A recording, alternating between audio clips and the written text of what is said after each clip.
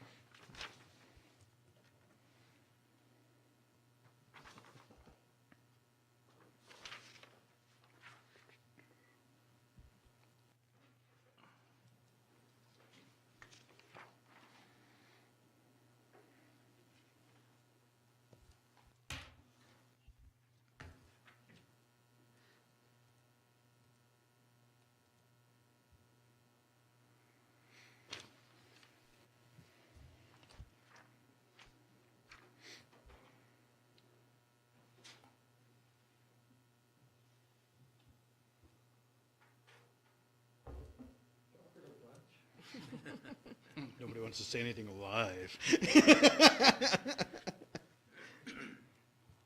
We've been at Regional District and it's all been recorded. And the first day we were doing it, the first part, all the mics were live. And we were like told, make sure you don't say anything. 19 mics around the table live. It was like, ooh, recipe for disaster. No secrets. No. Call the meeting to order. I want to recognize that we are in the unceded traditional territory of the Upper Singleton Indian Band. Agenda. We're going to strike number 6.2. We're going to move it to another date. Other than that, can we get a motion to adopt? Councillor Gould, seconder, Councillor Willis. Any other additions or changes? All in favor? Adoption of minutes. Motion to adopt the minutes of the November 2nd regular meeting of council. Councillor McLean, seconder. Councillor Willis. Any errors or omissions? All in favor? Carried. Special meeting of council November 9th minutes. Motion to accept. I'll make the motion. Councillor Gould, seconder. Councillor Elliott. Any errors or omissions? Okay, all in favor? Carried, thank you. Staff reports. 6.1, Town of Princeton. We have a recommendation that the town office be closed during the week of Christmas as follows. December 29th, 30th, 31st, 2020, in addition to the already scheduled statutory holidays of the 25th and 28th and January 1st, with no pay to staff. I'll make that motion, Mr. Mayor. So Gould, seconder. Councillor McLean, questions or comments? Carried, thank you. 6.3, reallocation of funds from Rural Development Community Grant Fund.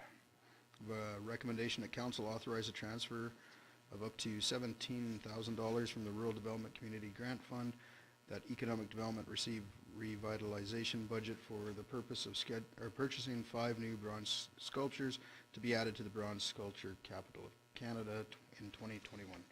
So moved, Mr. Mayor. Councillor Elliott, seconder. Councillor Willis, questions? Councillor Gould. Do we get to know what they might possibly be? So the plan is to 5 small bears, 3 of which will go on the large gateway, climbing the poles, 2 of which will go on the sign coming into town, and the other one will be a mountain goat, which we're kind of mentioned a few people looking at possibly by the miners climb. Okay, thank you. So either overlooking the town or halfway up. We've kind of looked at some different points there. Cool. Excellent. And those will be custom made for us. Cool. Did we just get late in the season for the, there was still one more, wasn't there, for the? Yeah, we have the Eagle still to go up over there on the timber. It's just been with cement. I guess it didn't get in time to pour the foundation. Gotcha. Councillor McLean. And the reason we have no statues of deer is because because we have so many deer already. Well, that was the initial, that's the plan, is to add one as well. And he also, the artist didn't have any mule deer, he only had whitetail. So I told him that we need a mule deer here. I know we have whitetail in the area, but a mule deer I think would be more fitting. So he would custom make one of those down the road. We have enough deer. Okay. Any other comments? Okay, all in favor? Carried. Council reports. Councillor Elliott. Oh, well, you may want to write this on the calendar. Aside from attending the special meeting last week, I have nothing to report. What? Yes. My goodness, okay. Councillor McLean. No municipal business other than we ran our first season home game, and we were quite satisfied with the safety precautions and that taking place. It's a new process for everyone, including ourselves, and trying to get everybody educated in terms of what we're required to do in order to be able to have fans in the stands. Again, I have to thank staff and arena staff for making it possible, because according to our coach and general manager, I think when we're one of the only communities that has fans in the entire KIJHL. So there are a lot of them asking questions and wanting to know how we're doing it and that sort of thing. So as I explained to paper the other day, the mezzanine, we were able to fit 32 people in there safely with the dividers that staff made. And hiding or putting 50 people safely in a 500 capacity arena, it was a lot easier than the mezzanine was with the windows and that sort of thing. So very happy. A few changes are going to have to be made in terms of how we're able to afford it when you have such a diminished amount of revenue coming in from people that are attending the games. When you're limited to 82 and you used to have between 200 and 300,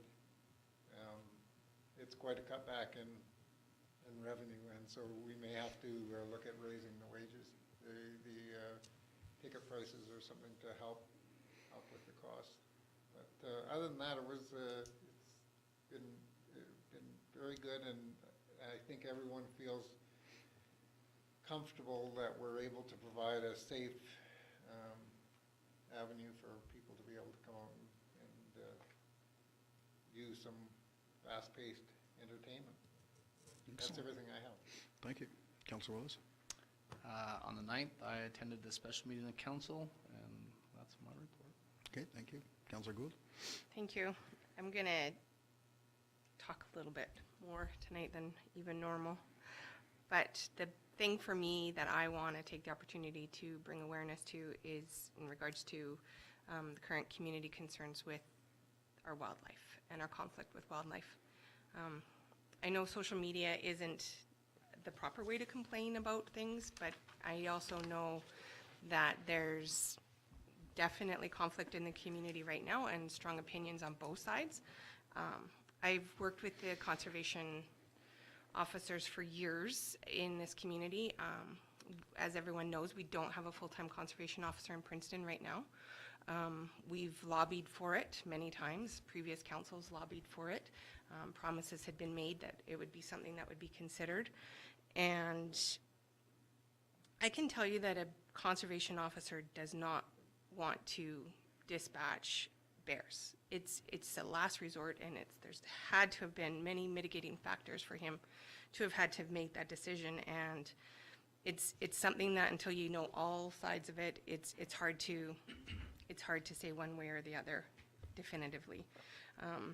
We've done a good job about trying to bring awareness in our community about reducing the attractants. Carolyn was going to speak tonight, and hopefully she'll be able to speak at the next meeting on all the good work that she has done to bring attention to it. our bylaw officer is a full-time employee now. And we've done everything we can to, again, bring attention to the community. And we started with education of residents. And it's not a cheap thing to do bear-resistant garbage cans. We were successful in putting them in all our parks this year. I'm very proud of that. Now, just on the topic of why we don't have a full-time conservation officer in Princeton, and why can't we just make it happen? One is that it's a provincial paid position. We have no authority over that. We can continue to lobby, but they will not allow, what do they call it, a satellite office with one person acting as our conservation officer in our community. They won't let them work alone. It's a partnership thing. So we did lobby for an additional conservation officer in a region to help bring more conservation officers to the whole area. That again is a provincial thing, and we'll continue to lobby our MLA and provincial government. Yeah, the thing that comes to mind when we had our meeting, this UBCM, on the phone with conservation, or with the ministry, like I try not to get frustrated, but I'm frustrated because we're divided. People don't want to call conservation to report a bear because they feel it's going to be a dead bear because of calling. And yet, when we have our ministry meetings, they're telling us there isn't even a big enough demand for calls for service in our community to even justify another conservation officer. So it's a catch-22. Catch-22, super frustrating. You know, we'll keep doing what we can. I hope that we can look to our budget to implement the WildSafe continuing. And also, I believe we're on a good start with our bylaw and starting to find people with the wildlife attractants. I know somebody had said that our bylaw and the building requirements for bear-proof shed is not reasonable, so that's something, if that is the case, then we'll need to bring that to bylaw and building inspector or building department. But it's hard. I'm frustrated as a resident. I love the fact that we live where we live and that we have the opportunity to see the wildlife. I live in a corridor where bears, cougars, coyotes, raccoons, they all come through our yard. We just have to do our part to reduce the risk. And they'll check on their way in through town to see if there's an easy meal, and they'll just come back. But if there isn't, they'll just leave. So we do have to be mindful of that. I also know people are frustrated with the hours at the landfill, but town and Princeton residents have always only had 1 day a week pickup. So that's not changing. So they have the opportunity for more than 1 day a week by coming and getting a garbage ticker. So anyways, that's my report. Sure. Councilor McLean. I have great sympathy for the fact that we require CO. But I came out of my house this morning, and there's a lady with 2 dogs defending herself against deer coming at her. I had to drive my truck in between her and the deer and push them away. Like, this is not normal. As far as I'm concerned, whether you do sterilization, whether you do culling, whether you do whatever, I live in a house where I want something done and my wife just loves the way it is. But to see that happening right in front of you, I don't know what could have happened. I don't think that deer would have taken after her, but was definitely going to go after those dogs. You know, that's not a way of life as far as I'm concerned. And I suppose just because when I grew up, we never had that problem. The deer were afraid. People, a certain amount of people in the community hoped they would come into town because they weren't going to leave alive. But I'm just saying, I don't know how we deal with this. Yeah, But it's frustrating for sure. But I know we've been fighting over it for years, and we can't seem to find a solution. But to sit there and see that happening, and wonder what would have happened if I hadn't have come out of my door, you know, it makes you wonder about whether we need to do something. Other communities have found ways to deal with it. So, to that, because there weren't proper deer counts done in the past, Nope. we don't have the statistical data for the province to allow any of that to happen. So that's why Councillor Gould started the deer count last year with the way that she did, was so we could get those numbers, because we need, how many years is it? 3. 3 years of steady data based on that methodology. Without that, the province won't even talk to us about a deer management plan. So unfortunately, going around and just counting deer at, 8 o'clock or whatever wasn't enough. We need to do it in a systematic way. So Councillor Gould has tried to start that. Unfortunately, COVID got in the way of, just like it did with everything else this year. But the biggest thing is, because we don't have phone calls, and everybody who has a complaint about wildlife needs to call the game warden, needs to call the RAP line and report it. Because this year, they told us flat out, you are not getting a game warden. You do not have the calls required for us to warrant bringing a game warden to town. So I know that's why I said it was a catch-22, because if we don't have people making those phone calls, reporting whether it's, illegal activity in the bush or wildlife interactions in the community, or, when they find an illegal dump site or whatever, if we don't have those people calling those things in, we will never get a game warden in town. And we can lobby till we're blue in the face, but until the numbers tell Victoria that we have a demand here, they flat out told us, and it was the minister, wasn't it? Yeah. Said, you're not going to get a game warden. So unfortunately, all these years where we've been told whatever, it's not that way at all. There's no money for it, and it doesn't seem like they want to put a game warden in town again. So we've tried alternative methods, seeing if they would be interested in even increasing the land guardian program. We even got pushback on that, and they said, well, one of the Indian bands, they hire one of our game wardens to work in their territory. So rather than work with them, they're like, well, here's a game warden, you pay for him full time, which isn't the right answer either, because it's the province's responsibility to do those jobs. And the province just keeps downloading all this responsibility onto the municipalities.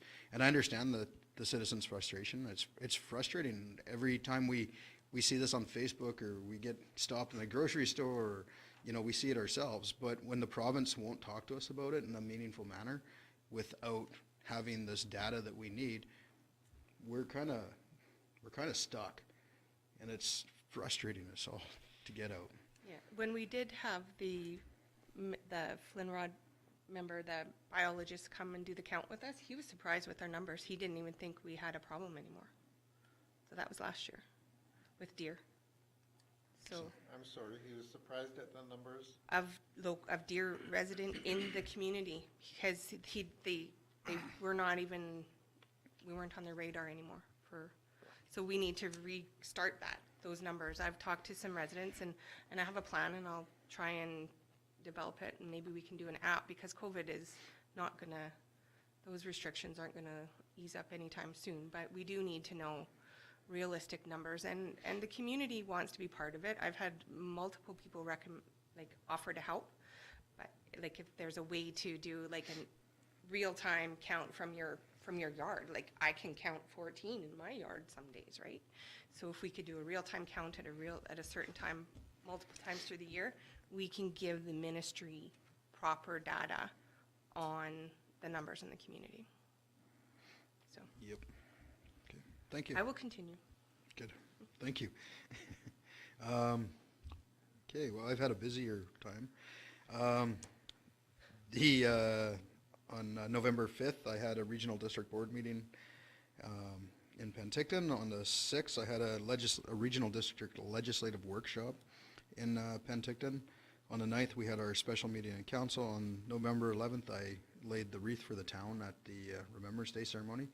It was a small ceremony, and it was live streamed thanks to the spotlight, which was a great asset to the whole community there. it was a different type of ceremony this year because it was pretty much by invitation only, very small parade, and there were a few spectators. They distanced themselves from each other. There was no issues. It was good to see some people out. Then on the 12th, I had a strategic planning meeting at the regional district, and then on the 13th, regional district budget workshop. And that's mine. Council McLean. Did you forget to mention something? Yeah, I was just gonna mention that.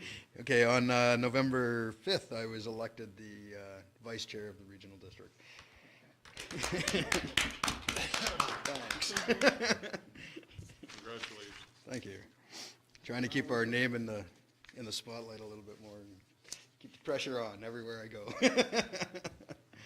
It's nice to have representation near the top of the heap Yeah. in terms of being able to represent Princeton and have our voice heard, and because we are at the edge of the spectrum, and we constantly have to keep the board in mind that it's not just Penticton and it's not just Oliver and Osoyoos, it's other communities on the outskirts, and it's good to have somebody in the vice chair to be able to voice our concerns. Yeah, that's why I ran. So we have a voice in the smoking and us rural communities were not forgotten by the bigger urban centers, right? Sometimes we get swallowed up and forgotten about, so. We'll move on to number 8, correspondence receive and file. We have recommendation at 8 point, you wrote it as 8.2 to 8.7. 8 point, you want that way? Oh, there is too. I didn't see that part. Took my glasses off. Yeah, we'll do 8.1. Recommendation, thank you letter for the $1,013,000 through the COVID-19 Safe Restart grants for the local governments we sent to the Ministry of Municipal Affairs and Housing. Make that motion, Mr. Mayor. Councilor Gould. Second that.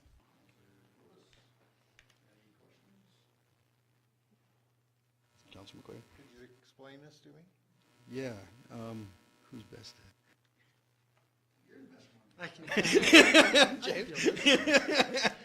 So the federal government and the provincial government have released $2 billion, it's billion with a B, for COVID-19 recovery.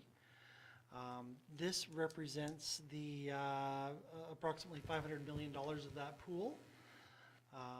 Princeton, based on its population estimate in 2018, received $1,013,000. The money is earmarked for replacement operational funds primarily, so any revenue we lost through closure of facilities, operational costs to restart and to operate facilities due to COVID hardships, any enforcement personnel we have, so bylaw, any IT requirements, computer requirements for working from home or remote access, and any other operational requirements that we have going forward in 2020 to 2021. There are, the letter strongly alludes to more money being released in the future for capital projects, for shovel-ready projects, through future intakes, which we don't know, but this represents the first amount of direct COVID funding we've received from the province of British Columbia. So we received the entire amount, not just what we qualify for by the list that you just mentioned? Yeah, so the list is very broad of eligible, and I did seek clarification through the Ministry of Finance, and it is able to be retroactive, so it will cover everything that happened from March 17th up until now. But they specifically said it's very broad, so it's up to us to kind of interpret where we lost money and what we've spent in emergency services over the last 6 months and allocate that appropriately. We will have to justify it to the province. I'm sorry, what I'm trying to get at is, will we be able to for that entire amount, or will we qualify for less? No, that 1.013 million is ours. Okay, thank you. That's all. They can't take it back. I hope not. Okay, any other questions? All in favor? Carried, thank you. And now we can go to, the next recommendation is to, that items 8.2 to 8.7 be received and filed. Councilor McLean, seconder. Councilor Willis, questions? All in favor? Carried, thank you. Number 9, correspondence action request. Princeton Family Service Society event request. Recommendation that council approve the request to hold a candlelight vigil for International Day of Remembrance and Action on Violence Against Women on Sunday, December 6, 2020 at Veterans Square, providing that all COVID safety protocols and the provincial health officer orders are adhered to. So moved, Mr. Mayor. Councilor Elliott, seconder. Councilor Gould, questions? I just want to point out that I noticed according to their application that they will, as you said, adhere to all the COVID safety protocols, and it looks like they're going to take care of all that. Okay. And we would just forward this off to Cody for them to work with? Yeah, Cody? sure. Okay. Anything else? All in favor? Carried. Number 10, bylaws and resolutions, rezoning of 335 Billiter Avenue from RS1 to RS1S for Carriage House. The recommendation, somebody want to move that? Councilor McLean, seconder. Second. Councilor Gould, any questions? Councilor McLean? I'm sorry, I was plowing all day. I didn't have time to go through this. That's okay. Is this yet another carriage house, or is this a continuation of one with the? Yes, it's The a one previous? yeah. Okay, thank you. It's just, I keep hoping for more of these, Yeah. that they keep coming along, and because Mhm. I just see, whoa, another roof, Yeah. okay, another roof. Yeah. Any other questions? Okay, all in favor? Carried. 10.2, recommendation that the draft Princeton Municipal Budget 2021 be approved and that council give the Town of Princeton 5-year financial plan bylaw 2021 to 2025, number 995, 2020, first and second reading, and that council provide the Town of Princeton 5-year financial plan bylaw 2021 to 2025, number 995, 2020, a period of public consultation. Councilor Elliott, seconder. Councilor Willis, question. Councilor Gould. I guess for James,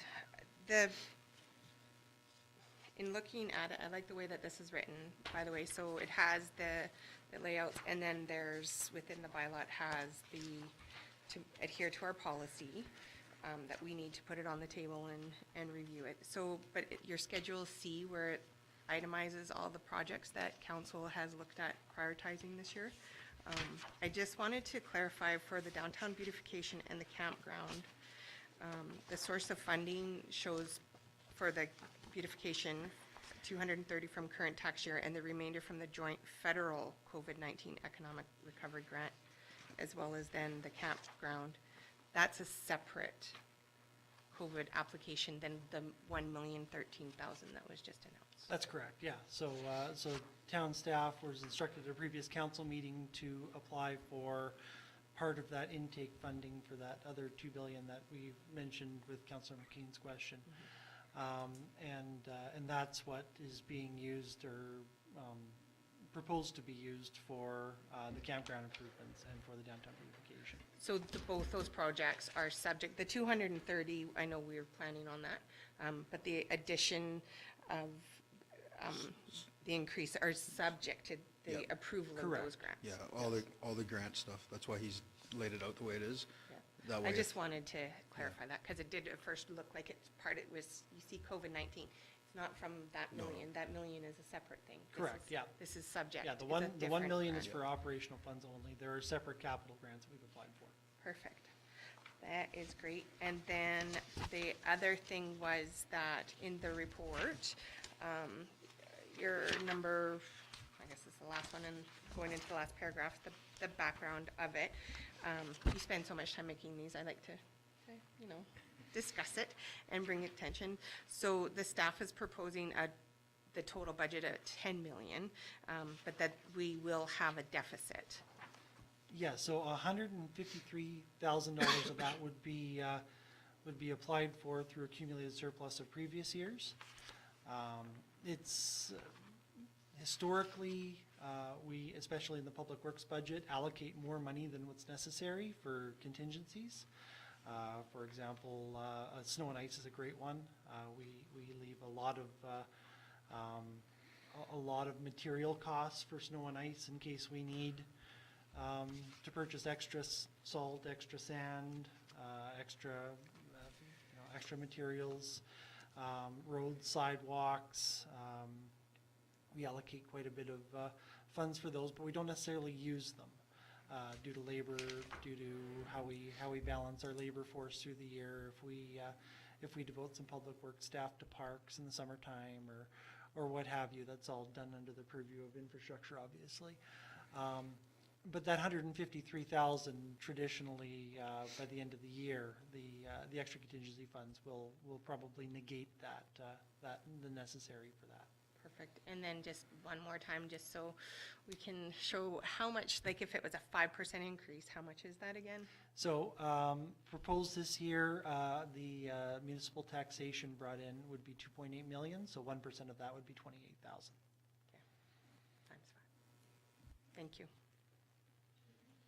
No. All in favor? Carried. Motion to adjourn. Counselor McLean, seconder. I just had, sorry, I had two things. One, I wanted to comment, I don't know if you've driven around the hills or whatever in town, but amazing job done to this point with the snow. I mean, it just didn't quit, and yet, as you drive around, a lot of the little roads and everything else have been looked after. Just compliments to the crew to this point. The other one was I never mentioned, but in our posse games, we are not allowing non-residents of Princeton. They will be Princeton residents only. They have to sign their name and give their phone number, etc. And we will have signage that says that because we've got phone calls from parents from out of town wanting to come and visit. And the phone call was from Kelowna that I got. So it was really easy to say, maybe it'd be safer if we didn't allow out-of-town things, and talk to the board, and they agreed with that, so it will be for Princeton only. That's everything I have, thank you. Do you want to make the motion to adjourn? Excuse me? Do you want to make the motion to adjourn? I would like to make a motion. I'll second. Counselor Gould, all in favor? Anybody opposed? Good night, everybody.